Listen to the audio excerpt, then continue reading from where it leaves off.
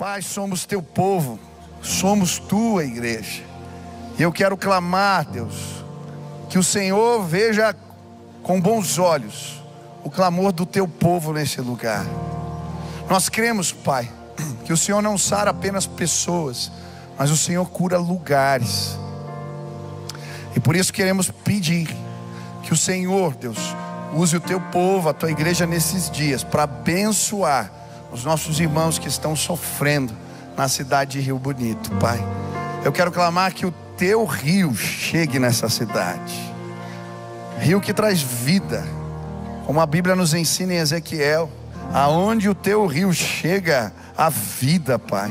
E nós queremos clamar que do teu trono um rio de graça e favor possa alcançar, tocar aquela cidade. Nós pedimos, Pai, que o Senhor cuide daqueles que perderam as suas casas, aqueles que estão desalojados, aqueles que perderam seus negócios. Eu quero pedir que o Senhor faça provisão cair do céu sobre aquele lugar. Que o Senhor nos use também, Pai, e que de forma espontânea e voluntária e amorosa possamos ser as mãos de Jesus neste tempo para abençoar os nossos. Quero clamar também, Deus, por esta casa, por esta comunidade de fé, que o Senhor opere milagres aqui e agora, que o Senhor cure pessoas enfermas neste instante. A tua palavra diz: se houver alguém doente entre vós, orem, a oração de fé curará o enfermo. E eu quero clamar, Pai, que o Senhor encontre fé nos nossos corações, e que hoje pessoas sejam curadas, restauradas, transformadas, para a honra e glória do nome de Jesus. Faz algo novo entre nós, essa é a nossa oração, em nome de Jesus, amém, amém. Dá um abraço quem está perto, glória a Deus. Diga: você é uma bênção, Deus vai falar contigo hoje. Deus tem algo novo para nós. Pode sentar no seu lugar.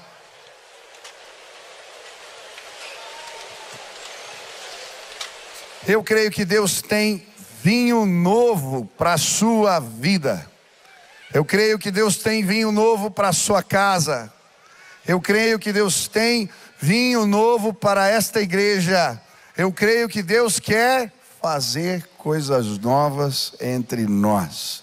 Quantos querem receber o novo de Deus? Amém? Hoje eu queria estudar sobre o vinho novo e os odres novos que temos que preparar para receber bênçãos do Senhor na nossa vida. Por isso, se você trouxe Bíblia, abra lá em Marcos, no capítulo 2, no versículo 21 a 22. Quero ler com vocês esse texto da palavra de Deus. Marcos 2, versículo 21 e 22. Diz assim a palavra do Senhor: ninguém põe remendo de pano novo em roupa velha, pois o remendo forçará a roupa, tornando pior o rasgo. E ninguém põe vinho novo em vasilhas de couro velhas. Se o fizer, o vinho novo rebentará, e as vasilhas, e tanto o vinho quanto as vasilhas se estragarão. Pelo contrário, põe-se vinho novo em vasilhas de couros novas. Ao longo da história bíblica e da história da igreja, vemos um padrão claro. Antes de Deus realizar algo novo, maravilhoso, Ele prepara o seu povo. São vários os exemplos disso nas Escrituras. Antes do povo de Israel conquistar a terra prometida, Josué vai dizer para eles: preparem-se, santifiquem-se, amanhã o Senhor fará maravilhas entre nós. E eles então lavam suas roupas, põem roupas de festa e se preparam, porque no dia seguinte, ali em breve, o Senhor faria maravilhas. O mesmo acontece quando Moisés, diante do Sinai, fala para o povo: olha, amanhã Deus vai nos visitar de uma forma poderosa. vocês verão Deus com os seus olhos, ele diz. Por isso ele fala: preparem-se, troquem de roupa, santifiquem-se, porque Deus quer se revelar a nós de forma especial. O rei Ezequias, antes do despertamento espiritual que aconteceu na casa de Israel naqueles dias, ele manda consertar a porta do templo, limpar o templo, chama os levitas e as autoridades e manda eles se prepararem, porque Deus faria algo novo. Até mesmo José no Egito, ele, para receber a bênção e o favor de Deus, a provisão sobrenatural, as vacas gordas da visão, ele prepara os celeiros do Egito para não perder o favor de Deus derramado. Sabe, eu creio, Deus quer fazer coisas novas entre nós. Deus quer te abençoar. Deus tem vinho novo para mim e para você. Mas nós precisamos nos preparar para receber as bênçãos de Deus. Quantos querem estar preparados? Quantos querem receber vinho novo? Jesus vai usar duas ilustrações que nos ajudam a entender de que maneira devemos nos preparar para receber o novo de Deus. A primeira ilustração que Jesus usa é o remendo novo usado em roupas velhas. O que isso representava? Ora, se alguém pegar pano novo e colocar em roupa velha como remendo, quando ele lavar a roupa, o tecido novo vai encolher, e aí o rasgo que era pequeno vai ficar maior na roupa velha. Jesus usa outra ilustração, que é a dos odres velhos. E é interessante porque naquele tempo eles não usavam garrafas para armazenar o vinho. Eles usavam odres que eram feitos com peles de cabra. Então, quando se colocava o vinho novo no odre, ele fermentava e esgarçava o odre. Se alguém pegasse um odre já usado, depois de beber o vinho, e colocasse vinho novo, o que ia acontecer? O vinho ia fermentar de novo, e logo aquela pele de cabra já esgarçada ia se romper, e eles iam perder o vinho. Jesus vai usar essa ilustração para falar para o povo no seu tempo, para os líderes da igreja no seu tempo, que eles precisavam se preparar odres novos para receber o vinho novo de Deus, um mover novo do Senhor naqueles dias. E sabe, eu creio que ao longo da história da igreja, em vários momentos, odres novos tiveram que ser colocados para que Deus pudesse sim operar um novo mover. Eu gosto, por exemplo, do avivamento que aconteceu durante a época de John Wesley. Naquela época, eles pregavam a palavra de Deus apenas no templo. Essa era a ideia. Tinha um conceito de que os cultos, as pregações precisavam acontecer dentro do templo. E John Wesley começa a pregar que a paróquia dele era o mundo. Começa a pregar nas ruas, fazer cultos, sim, no meio do povo que trabalhava nas minas de carvão. E aquilo foi um escândalo na época. Mas porque houveram odres novos, Deus pôde derramar vinho novo. O mesmo aconteceu na época de Lutero, durante a Reforma Protestante. O paradigma daquele tempo era que apenas os ministros religiosos, o clero, podia ministrar a palavra. E é por isso que a Bíblia, ela estava escrita apenas no latim e nas línguas originais. Lutero começa a pregar o sacerdócio universal de todo crente. E dizer, todo aquele que teve um encontro com Jesus, pode sim e deve ser conhecedor da palavra e poder ministrar a palavra. Por isso ele faz um exercício enorme para traduzir a Bíblia para o alemão, para que o povo pudesse compreender. Ele faz mais do que isso. Ele pega as músicas mundanas, a maioria do povo na época era analfabeto. Então ele pega as músicas que o povo conhecia nas ruas, vão se converter e serão batizadas nestes dias. E vem um especial, para mim, a imagem do seu Lúcio. O seu Lúcio foi um irmão que era pai do Wagner. E eu me converti na casa do Wagner, numa vigília de oração. E há mais de 40 anos nós orávamos pelo seu Lúcio. E veio uma convicção no meu coração: esse ano você vai batizar o seu Lúcio. Isso é um sinal. Um dia o Douglas e o Wagner estavam aqui, eu comentei algo com eles. E algumas semanas atrás eu tive o privilégio de batizar o seu Lúcio com 86 anos de idade, junto com este meu amigo. Seu Lúcio está aqui, meu irmão. Eu vi o irmão ali, fique de pé aqui. Louvado seja o Senhor pela sua vida. A Isabel, sua esposa, orou tanto pelo irmão. Glória a Deus. Obrigado, meu irmão. Pode se assentar. Para mim, o batismo do seu Lúcio é um sinal. Deus vai fazer algo novo entre nós. Depois que eu tive o meu problema no coração, eu confesso que em alguns momentos eu fiquei muito tempo parado. Você quer me deixar angustiado, deprimido, deixa eu parado. E eu fiquei 1 mês parado. Mas Deus tinha uma agenda comigo. E eu não sei quem já enfrentou um problema de enfermidade, mas uma das coisas que nos frustra quando a gente está enfermo é que você quer produzir, você quer fazer como antes, mas você não consegue. E esse era o meu sentimento. E eu não entendi, eu fui orar um dia. E eu estava tocando meu piano, eu tive muito tempo para orar. E eu orava todos os dias, pedindo a Deus que falasse comigo. E um dia, enquanto eu estava tocando piano, eu senti a presença de Deus de uma forma especial. Eu falei para si, é como se tivesse um fogo ao redor de mim. E eu senti Deus falando ao meu coração: uma nova onda do meu espírito virá sobre a igreja nos próximos dias. E eu quero te preparar para isso. Eu confesso que o meu coração, por mais que Deus estivesse falando, eu estava doente. E eu não conseguia compreender, então Deus foi me mostrando de outras formas. Esses dias eu fui preparar a assembleia da igreja, e na assembleia nós prestamos contas à igreja.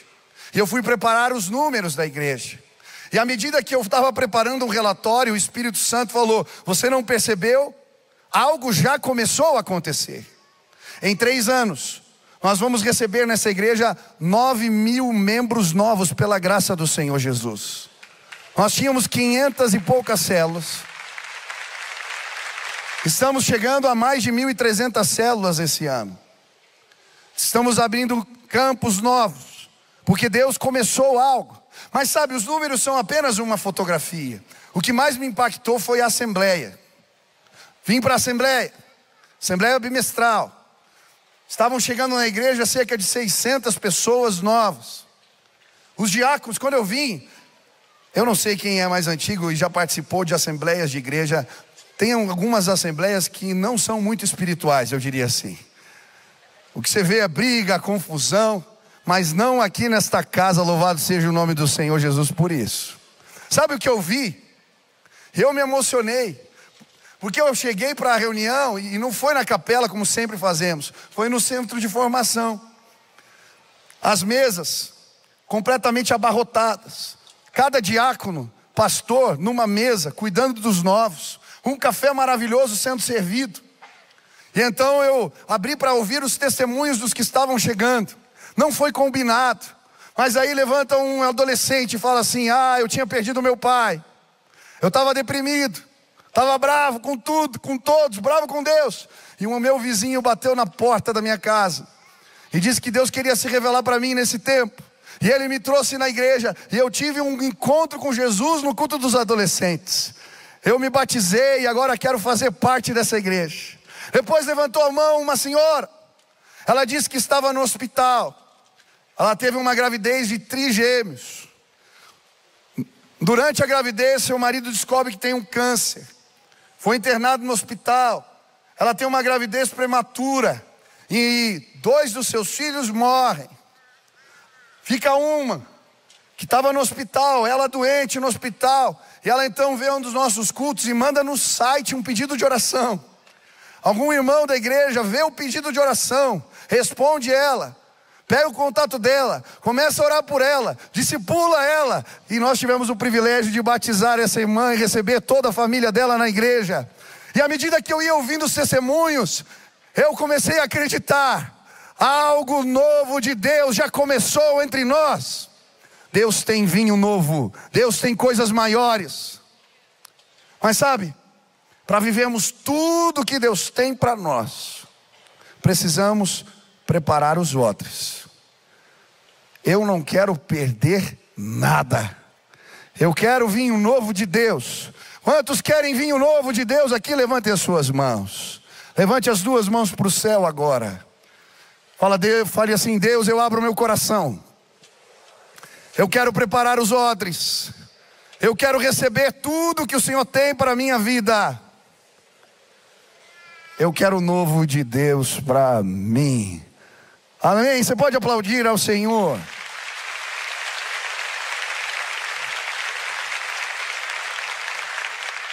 Como podemos nos preparar? Como a igreja nos dias de Jesus deveria se preparar para receber este novo mover de Deus? Primeiro odre novo, no meu entendimento, tem a ver com ressignificar o papel de Jesus em nossas vidas. Ressignificar o papel de Jesus em nossas vidas. Antes de Jesus contar essas ilustrações, a ilustração do remendo e do odre, ele na verdade é questionado por alguns fariseus, que perguntam: olha, os discípulos de João jejuam, alguns fariseus também, por que os seus discípulos bebem demais e comem demais? E o que me chama a atenção é a resposta de Jesus. Jesus vai dizer: sabe, eles fazem isso porque o noivo está com eles. Quando o noivo for tirado, eles jejuarão. Naquela época, os fariseus e os discípulos de João, eles jejuavam 2 vezes por semana, normalmente na segunda e na terça. Faziam isso das 6 horas da manhã até 6 horas da tarde. Jesus vai dar uma resposta intrigante. Ele fala: olha, o parâmetro é outro. E ele usa o exemplo do casamento. Por quê? Nos tempos antigos, a festa mais importante na vida de alguém era o casamento. Eu creio que ainda deve ser assim nos nossos dias, amém? Mas naquelas comunidades pobres, essa era a festa, assim, com maior expressão de alegria. Eles não festejavam como nós apenas um dia, festejavam durante uma semana. E durante esse tempo de festa, os amigos do noivo, eles estavam desobrigados desses jejuns ritualísticos, porque era tempo de celebrar, era tempo de festa. Jesus vai usar essa ilustração para falar de um novo parâmetro. Agora, o parâmetro é Cristo da nossa espiritualidade. Existe, se ele está perto, se ele é o centro, se ele sim é o modelo, a proximidade com ele, o relacionamento com ele é o que sim, de fato importa. De alguma maneira, Jesus não cabia na mentalidade daqueles homens, por isso eles o rejeitaram e não entenderam. Sabe, eu creio que o que deve pautar esse novo mover de Deus entre nós tem a ver com ressignificar o papel de Jesus em nossas vidas. Jesus não pode ser apenas um remendo, não pode ser apenas um penduricalho que eu penduro no meu pescoço. Jesus não pode ser apenas aquele a quem eu clamo quando eu tenho problemas, quando eu tenho dificuldades, quando eu não sei resolver os meus problemas. Jesus, ele tem que ser mais do que isso para nós. A mensagem do Evangelho é que nós morremos para nós mesmos, para que Cristo apareça. É por isso que o apóstolo Paulo vai dizer: já não vivo eu, mas Cristo vive em mim.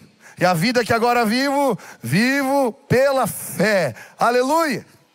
Sabe, muitas vezes perdemos o foco do que deve estar no centro. Se você for num circo, você vai ver que uma tenda, ali é erguida, existe um mastro que segura tudo. Jesus tem que ser o mastro da igreja. Jesus tem que ser o mastro da sua vida, da minha vida. Porque se Ele estiver no centro, o resto tudo para de pé. É assim que funciona. Sabe, eu creio que Deus quer fazer algo novo entre nós. Mas para isso precisamos encontrar a cruz de Jesus todos os dias. Eu quero convidar esta igreja a ter um encontro com a cruz a cada final de dia. Eu quero te desafiar a se perguntar se neste dia que passou você de fato viveu Jesus. Se as paixões, sim, se as tuas práticas, as tuas atitudes representam Jesus ou não. Eu não sei quantos aqui já leram aquele livro Em Seus Passos, o que Faria Jesus. Quem já leu esse livro? É um clássico, né? Escrito por Sheldon em 1896, já faz muito tempo. Mas o que ele propõe nesse livro é algo muito simples. É uma história fictícia, um romance, onde um pastor convida os membros da igreja a tomarem uma decisão simples. Se comprometerem durante um ano antes de qualquer decisão, a perguntarem a si mesmo o que Jesus faria. E é muito interessante, nessa ficção ele vai contando a história de uma cantora de ópera, a história de um jornalista, vários personagens em áreas de influência diferentes da sociedade.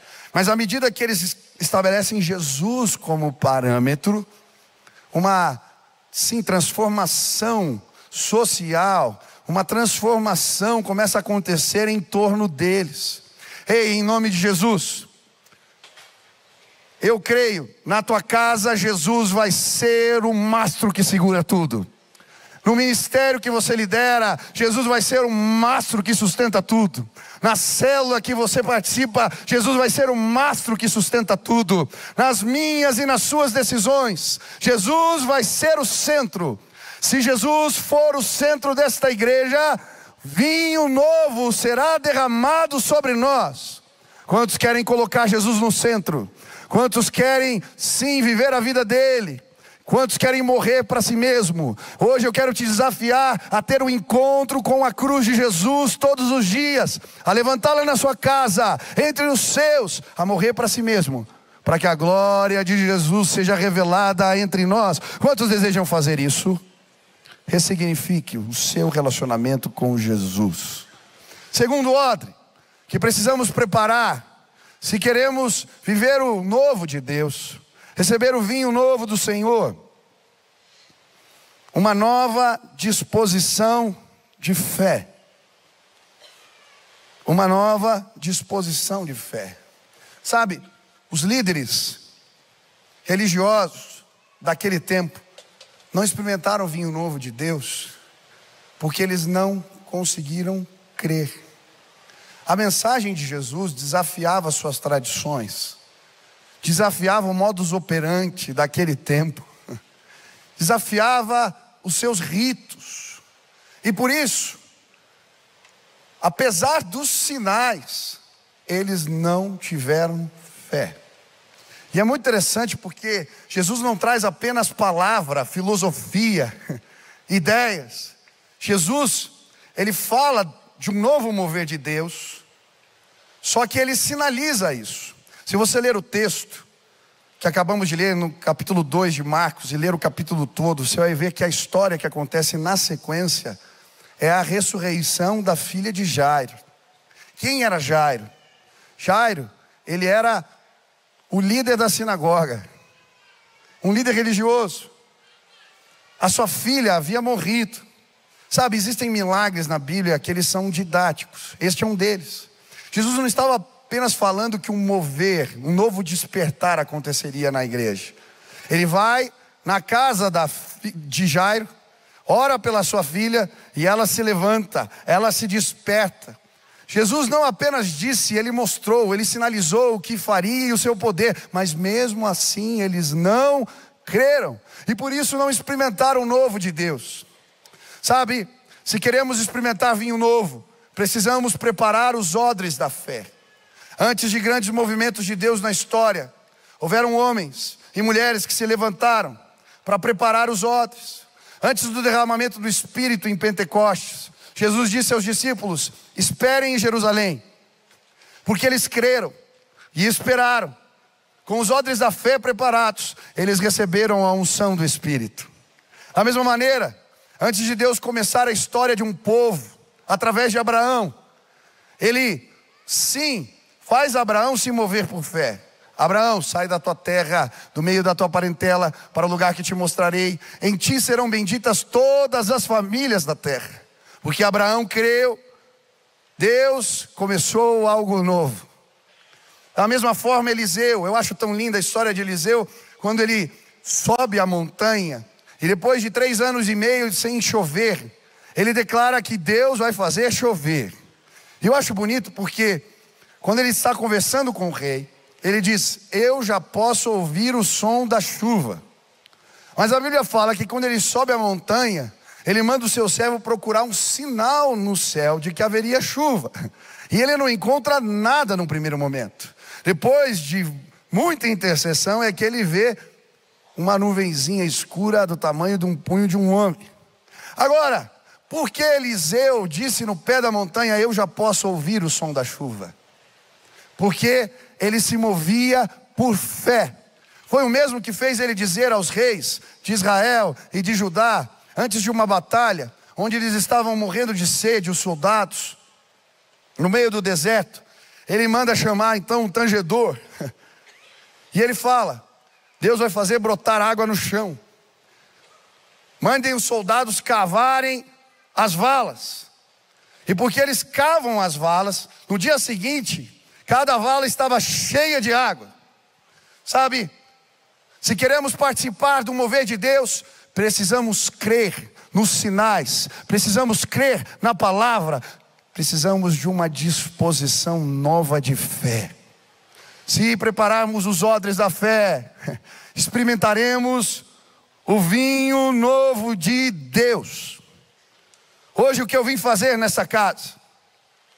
Hoje eu vim te desafiar a crer no que Deus vai fazer entre nós.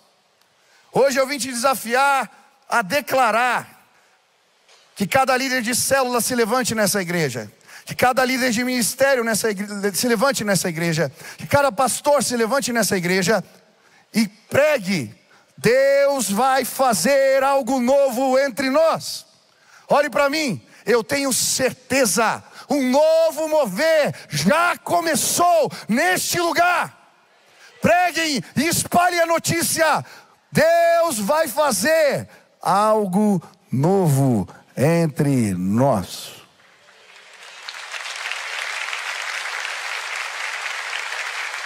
Talvez o seu coração ainda esteja incrédulo. Eu quero te desafiar a chegar na sua casa hoje e falar para os seus: algo novo vai começar aqui em casa. Eu quero te desafiar a chamar os líderes do seu ministério e sim, pregar para eles: eu já posso ouvir o som da chuva. Deus vai fazer algo novo entre nós. Os milagres acontecem num ambiente de fé. Pessoas são transformadas num ambiente de fé. A Bíblia diz que sem fé é impossível agradar a Deus. Quando oramos, precisamos orar com fé. Quando pregamos a palavra, precisamos pregar com fé, porque a palavra é poderosa, ela transforma vidas. Se perdemos a fé, as pessoas não vão escutar a mensagem. Quantos querem experimentar algo novo de Deus? Creia, declare, assuma uma nova disposição de fé, e você vai experimentar algo novo do Senhor. Terceiro odre, uma nova devoção. Aqueles homens foram confrontar Jesus, porque a mentalidade deles a respeito da devoção tinha a ver com aquilo que era praticado, os ritos, a observância da lei, dos costumes. Mas Jesus traz um novo parâmetro. E é interessante porque Os líderes, as pessoas que Jesus mais confronta são os líderes do seu tempo. Por exemplo, Mateus 23, Jesus faz um sermão para os líderes religiosos do seu tempo, e ele vai confrontá-los na sua devoção. E existem bases da mensagem de Jesus a respeito da verdadeira espiritualidade. A primeira, espiritualidade tem a ver com quebrantamento, humildade, a busca sincera por santidade. Para Deus pouco importa o teu posto, o teu cargo. Muitas pessoas vestem uma capa de autoridade, mas já perderam o coração. Jesus confronta isso. Ele usa uma ilustração, a oração do publicano e do fariseu. Aquele com o espírito quebrantado batia no peito e dizia: Senhor, tem misericórdia de mim. O outro observava apenas um rito. Sabe, eu creio que Deus vai fazer algo novo entre nós. Se houver choro e quebrantamento, se houver arrependimento sincero. Existem pessoas que há anos estão na igreja, mas ainda estão presos nos mesmos pecados. Para de manter as aparências. Se arrependa em nome de Jesus. Você não precisa ser mais escravo da pornografia. Você não precisa ser mais escravo da avareza. Você não precisa ser mais escravo do teu orgulho. Você não precisa ser mais escravo das mágoas. Há poder no nome de Jesus para quebrar cadeias entre nós. Todo o mover do Espírito, ele vem antes com uma disposição de humildade. Jesus é simples, nós precisamos ser simples. Jesus é amoroso, nós precisamos ser amorosos. Jesus é o parâmetro. A Bíblia diz que sem santidade não veremos a glória de Deus. A Bíblia diz que Deus procura aqueles que têm mãos limpas e um coração puro. É muito interessante, eu falei de Wesley no começo da mensagem. Antes do despertamento nos dias de Wesley, o que sustentou esse avivamento eram os grupos, eles chamavam grupos dos santos. Eram grupos pequenos, onde havia confissão, arrependimento, choro, quebrantamento. Em nome de Jesus, que um senso de arrependimento e quebrantamento tome conta dos nossos corações nesses dias. Que você possa se apresentar diante do Senhor com mãos limpas. Que você possa chegar diante de Deus e dizer: Deus, não tem nada, eu já pus minha vida em ordem. Senhor, obrigado, eu sou completamente livre, aleluia. Mas eu creio também que despertamento e devoção nova, esse odre que Jesus está falando, tem a ver com fome de Deus. E a mesma história onde Jesus desperta a filha de Jairo é também a história da mulher que no caminho vai atrás dele para tocar as suas vestes. Essa mulher vai, e apesar da sua condição, ela vai no meio do povo, da multidão, ela não poupa esforços, ela passa por cima das concepções do seu tempo, e ela vai e toca as vestes de Jesus. Por isso o Senhor faz dele sair virtude, e ela é curada. Sabe, eu creio que nós precisamos preparar o odre da nova devoção. Isso tem a ver com fome de Deus. Fome de Deus. A Bíblia diz: buscar-me-eis e me achareis, se me buscardes de todo o vosso coração. Se Deus encontrar gente que tem fome, que tem sede, que busca o Senhor de todo o coração, Ele vai derramar algo novo entre nós. Esses dias eu participei de uma reunião de empresários. Eu faço parte de um movimento chamado C12. E esse movimento são vários homens de negócios, empresários, que buscam sim os parâmetros do reino para os seus negócios. Eu estava nessa reunião, e nessa reunião convidaram um jovem empresário que tem uma rede de mercados, e ele tinha um interesse pela fé, mas ele não tinha tomado uma decisão ainda pessoal por Jesus, por seguir a Jesus. E ele veio para conhecer o movimento. E na hora das apresentações, aquele moço se apresentou, disse o que fazia, e ele disse também: olha, eu estou aqui porque eu tenho fome de Deus. Ele disse isso, e eu guardei no meu coração. Quando chegou na hora do almoço, acabou que eu fiquei sentado na frente daquele moço. E então um amigo em comum nos apresentou, falou: Michel já teve negócios, empresa, começou a falar. E eu fui contando um pouco da minha história, e eu falei para ele assim: olha, eu me identifiquei com você. Ele disse: é mesmo? Você disse algo na reunião que sim, eu me identifiquei. Você disse que tem fome de Deus, e eu também tenho fome de Deus, mas eu fui saciado na minha fome na pessoa de Jesus. E aí eu comecei a pregar o evangelho para ele, contar das minhas experiências com Deus, falar sim da minha busca pelo Senhor. E de repente o pessoal na mesa, eram cerca de 15 pessoas assim na mesa, começaram a ficar em silêncio ouvindo, e ele também. E daqui a pouco aquele homem começa a chorar na minha frente. Eu falei: olha, hoje Deus marcou um encontro contigo nesse lugar.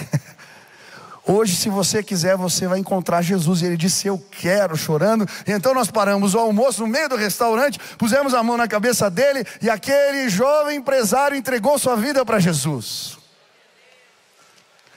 Existem pessoas famintas lá fora.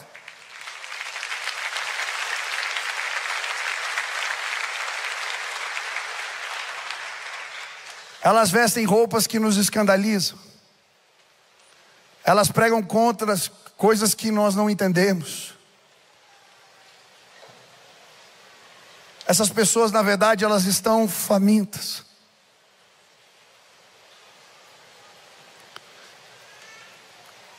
Em nome de Jesus, se nós olharmos com um olhar de compaixão para elas, veremos por trás do uso de drogas, de ideologias, a promiscuidade sexual que existe é fome por Deus. Mas eu e você, nós já encontramos o pão da vida. Sabe, se as pessoas encontrarem gente faminta, que tem saciado sua fome no Senhor, elas virão para cá.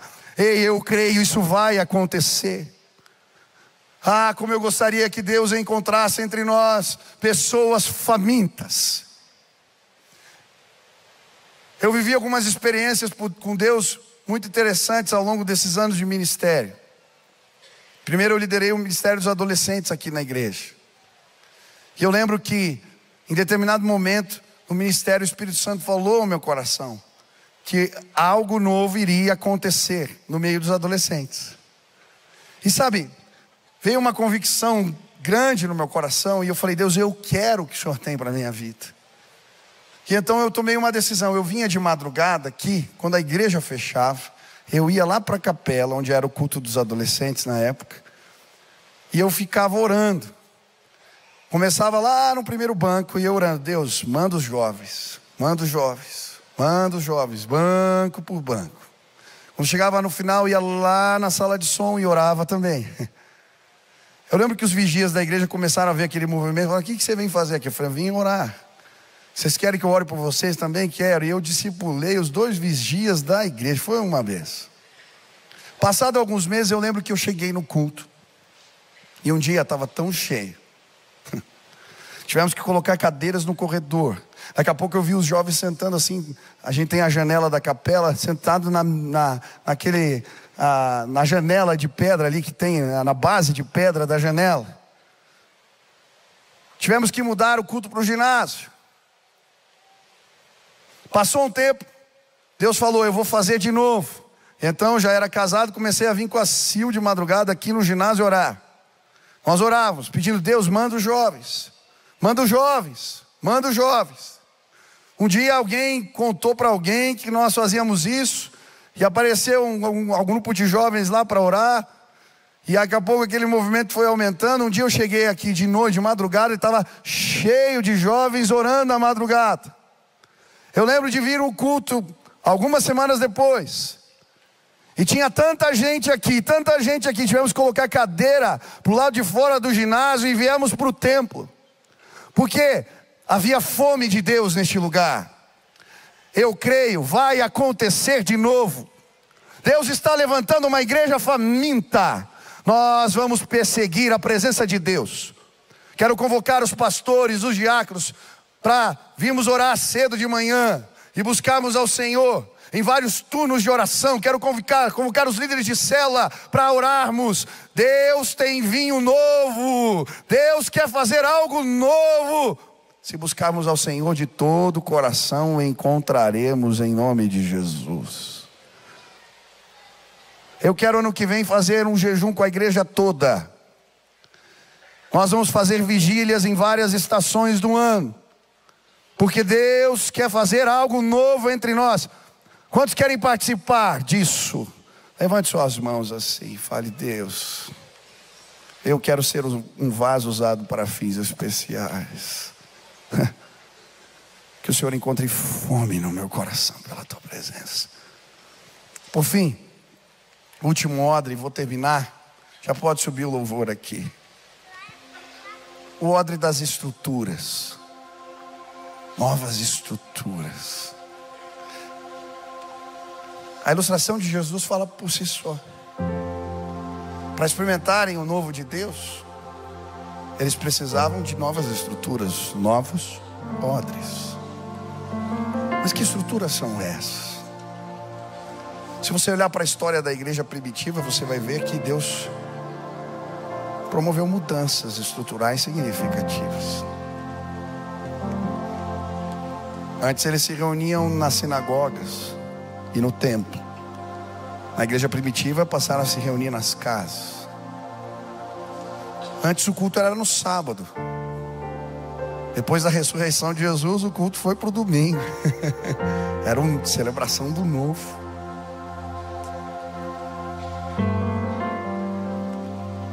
São tantas as mudanças que preparavam um novo mover.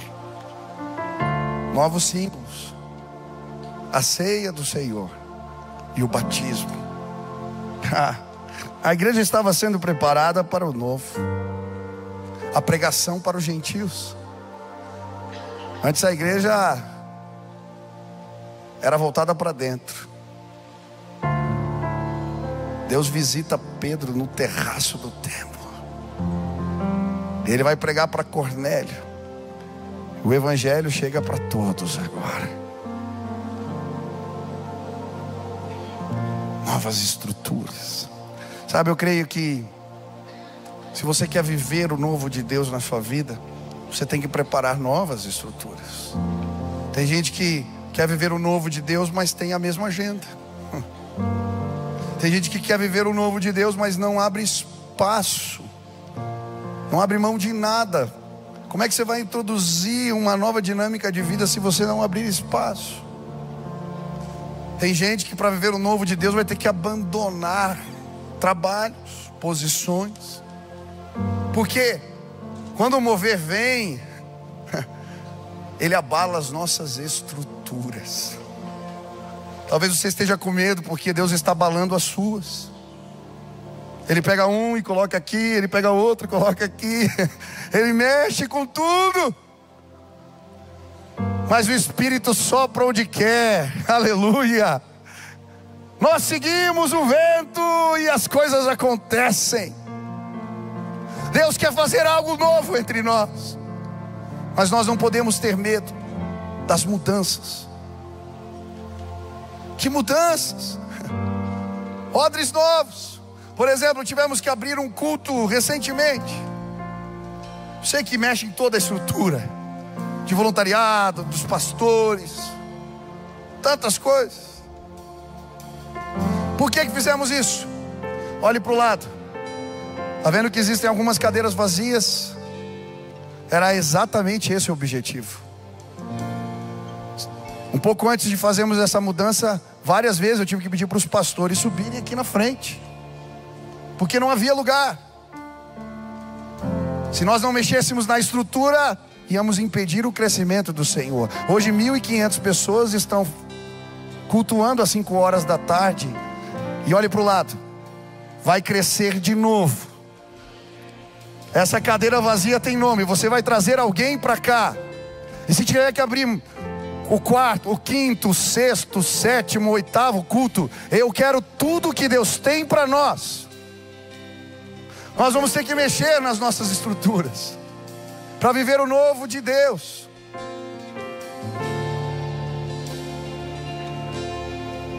Um novo papel para o corpo diaconal. Olhem para mim, os diáconos estão aqui hoje, graças a Deus. Eu acredito no ministério diaconal, mas eu acredito que vocês são pastores do rebanho de Deus. Se for para cuidar de coisa, nós temos outras pessoas para fazer isso. Está chegando muita gente na igreja nova, e eu preciso de líderes espirituais. Me ajudem a cuidar do rebanho que o Senhor nos deu. Nós vamos consagrar mais e mais diáconos em breve, em nome de Jesus, porque a igreja está crescendo e precisamos de líderes que cuidem do rebanho. Que mudanças virão? Esses dias eu fiquei me perguntando: Deus, o que eu faço? Nós temos a primeira igreja batista de Curitiba em Campo Largo, só que já tem uma PIB em Campo Largo também. Aí vai mandar correspondência, vai para os 2 lugares. Eu falei, meu Deus, a gente vai ter que criar um apelido carinhoso para a nossa igreja, para servir para fora. O pastor lá em Batalha, em Portugal, ligou para mim e falou: Michel, tá uma confusão aqui em Batalha, primeira igreja batista de Curitiba em Batalha. O povo nem sabe o que é Curitiba lá em Portugal. Falei, meu Deus, mexer no nome. Pastor, você vai mudar o nome? Não, eu fico com a P, mas vamos criar um apelido carinhoso para fora? Não sei. Vocês estão me entendendo? Deus tem algo novo. Essa igreja não é para Curitiba, ela é para o mundo, para as nações. E nós temos que preparar os odres para receber o novo de Deus. As nossas tradições, elas têm que alimentar a nossa fé. O nosso legado, ele tem que nos ensinar, mas ele não pode nos impedir de viver o novo de Deus para nós. Hoje eu vim dizer para você: Deus tem vinho novo para a tua vida. Deus tem vinho novo para esta igreja. Deus tem vinho novo para nós. Eu quero preparar os odres. Eu quero experimentar tudo que Deus tem para as nossas vidas. Se hoje você está dizendo: Deus, eu quero participar disso, eu quero preparar esses odres, eu quero vinho novo de Deus na minha vida, no meu ministério, no que eu faço, eu quero seguir o teu Espírito. Aonde você está, hoje eu vou pedir para a igreja toda, quem quiser preparar esses odres, sai do teu lugar e vem aqui à frente. Por que, pastor, ir na frente? Esse é um compromisso de fé. Eu estou indo, eu estou assumindo posição nisso. Eu quero preparar esses odres, o odre da fé, da devoção, sim, de ressignificar o papel de Jesus na minha vida. Eu quero, Deus, mexer nas minhas estruturas, se for preciso, para viver o novo de Deus. Sai do teu lugar e vem agora para cá, em nome de Jesus. Vem para cá, se você quer assumir compromisso com esta visão, vem para cá, vem para cá, vem para cá, vem para cá, vem para cá, em nome de Jesus. Se Deus falou contigo e você quer o novo de Deus, por favor, não saia daqui dizendo: o pastor diz que vai mudar o nome da igreja. Mas um apelido carinhoso eu vou criar, se precisar. Vem para cá, vem em nome de Jesus. Venha, venha, venha, venha agora, venha agora. Venha, venha. Se você quer preparar os odres, vem agora, se apresente em nome de Jesus. Vem agora, se apresente em nome de Jesus. Deus vai fazer algo novo entre nós. Aleluia, os corredores estão cheios. Se você quer ficar de pé, então no seu lugar agora, fique e se apresente e fale: eu quero o que Deus tem para a minha vida. Eu quero o novo de Deus. Aleluia. Erga suas mãos para o céu e comece a clamar: Deus, eu quero vinho novo. Eu quero vinho novo. Derrama, Senhor, sobre a minha vida. Aleluia. Pra ti mais, pra conhecer-te mais. eu me rendo. Aleluia. Eu me rendo pra conhecer-te mais, pra conhecer-te mais.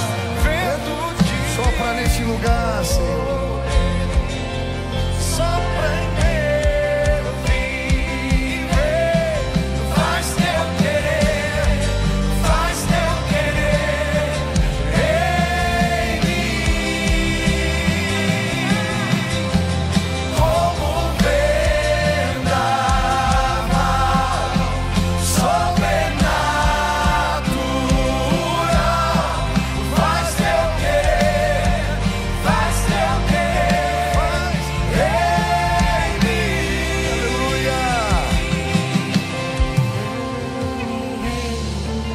Estamos rendidos, Pai.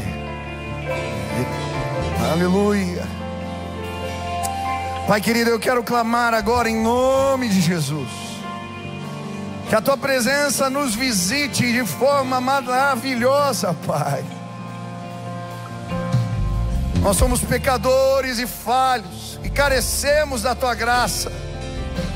Que haja arrependimento, quebrantamento, que o Senhor possa assim encontrar entre nós vestes limpas, um coração puro, que nenhum pecado, Pai, nas nossas vidas possa impedir o Senhor de agir entre nós. Que o pecado da maledicência caia por terra, que o nosso orgulho caia por terra, Senhor, que a avareza caia por terra, que possamos colocar Jesus no seu lugar devido e que a glória dele nos toque de maneira poderosa. Eu quero clamar, Pai, vê com bons olhos esses irmãos que trazem odres novos em suas mãos e que vieram de responder essa palavra e dizerem que querem viver o novo de Deus. Que o Senhor encontre fé no coração deles, que o Senhor encontre fé nos nossos corações, que possamos espalhar, sim, nesta cidade, Deus começou algo novo, Deus começou algo novo entre nós, que preguemos isso, que possamos contar ao mundo há poder no nome de Jesus. Eu quero clamar, Espírito Santo, vem sobre esta casa hoje, vem sobre o teu povo hoje neste lugar. Possamos transbordar da tua graça, que possamos enxergar com os teus olhos, que o Senhor prepare as estruturas para um novo mover de Deus. Abre os céus hoje aqui, derrama o teu Espírito, levanta o teu povo, que haja fome e sede, que as crianças busquem ao Senhor cedo de manhã, que os jovens se levantem para clamar. Que sim, Deus, os anciãos dessa igreja, as lideranças dessa igreja, venham e convoquem o povo, troquem a trombeta, que haja jejum e oração, que haja clamor, mas que haja avivamento entre nós. Eu creio, o Senhor fará coisas maiores, Pai. Levanta a tua igreja, levanta o teu povo, que possamos crer e ver a tua glória entre nós. Faz assim, Pai, nos abençoa. Essa é a nossa oração, em nome de Jesus. Amém, amém e amém. Louvado seja o nome de Jesus. Você que veio a essa casa hoje, quero que todos fechem os olhos e clamem agora. Jesus não é o centro da tua vida ainda, não é o Senhor da tua história. Você não veio para a apresentação de uma criança, você não veio porque um amigo te convidou. Jesus marcou um encontro com você hoje neste lugar. Hoje, se você deixar, se você colocá-lo no centro, a tua vida vai mudar. Ele mudou a minha. Ele continua fazendo isso. Se hoje você quer entregar a sua vida para Jesus, pedir: eu quero ser um seguidor de fato dele. Eu sei que eu não consigo sozinho, eu preciso da ajuda do Espírito Santo.